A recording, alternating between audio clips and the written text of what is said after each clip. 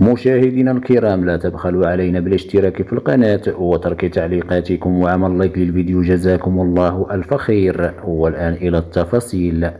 في مباراة الكلاسيكو القوي الذي جمع بين الرجاء البيضاوي وفريق الجيش الملكي، والتي عرفت حضورا جماهيريا بالآلاف إلى ملعب محمد الخامس الكبير بمدينة الدار البيضاء، وكعادته جمهور رجاء البيضاوي العالمي يبدع من جديد بتيفو عالمي بكل المقاييس، أبهر كل من شاهد المباراة من داخل المغرب وخارجها، حيث انتهت مباراة الكلاسيكو بين الفريقين بفوز الرجاء النسور الخضر بهدف واحد على حساب الجيش الملكي، ويحتل الرجاء البيضاوي المرتبة الثانية في ترتيب البطولة الوطنية الاحترافية. شكرا جمهور الرجاء، شكرا على إبداعاتكم. ويعتبر جمهور الرجاء من أفضل الجماهير في العالم.